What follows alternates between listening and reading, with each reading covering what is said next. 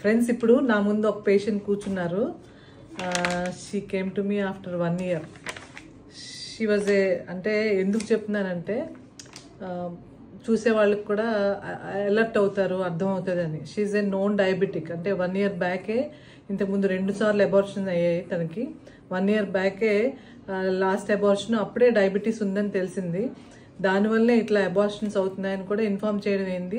బాగా హైపోథైరాయిడిజం ఉంది, అంటే థైరాయిడ్ లెవెల్స్ బాగా లోగా ఉన్నాయి. తనకి థైరాయిడ్ మందులు హై డోస్ ఇవ్వడం అవుతుంది, 150 milligrams వరకు ఇవ్వడం అవుతుంది Thyronorm tablets. And known diabetic. In spite of that ఇంతకు ముందు చెప్పినా కూడా తను ఏంటంటే ఆఫ్టర్ అంటే పీరియడ్ మిస్ అయిన 2 months తర్వాత వచ్చారు. జనరల్గా మామూలుగానే కొంచెం తనకి ఏజ్ కూడా ఎక్కువ. మామూలుగా ఆఫ్టర్ 35 years బేబీలో జెనెటిక్ అబ్నార్మాలిటీస్ ఉండడానికి అవకాశం ఉంటుంది. అంటే పుట్టుకతోనే అవయవాలు తేడాగా ఉండడానికి అవకాశం ఉంటుంది. After 40 years all the more ఎక్కువ అవుతుంది. వీళ్ళలో ఎస్పెషలీ డయాబెటీస్ ఉన్నప్పుడు ఇంతకుముందు వీడియోలో నేను చెప్పినట్టు న్యూరల్ ట్యూబ్ డిఫెక్ట్స్ అవి వస్తాయి, brain development, spinal cord development అది ఎఫెక్ట్ అవుతుంది అని ఇంతకుముందు వీడియోలో నేను చెప్పాను కదా. సో అలాంటివన్నీ డయాబెటిక్స్లో కామన్గా ఉంటాయి.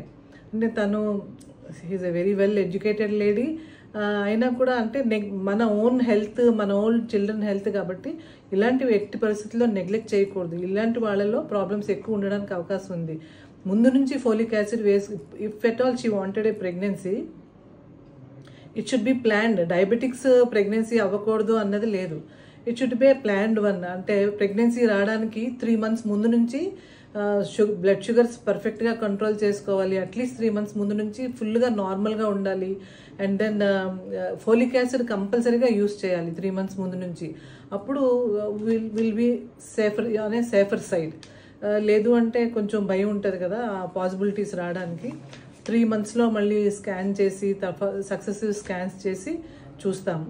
But it's always better to plan your pregnancy and start using folic acid once you plan pregnancy.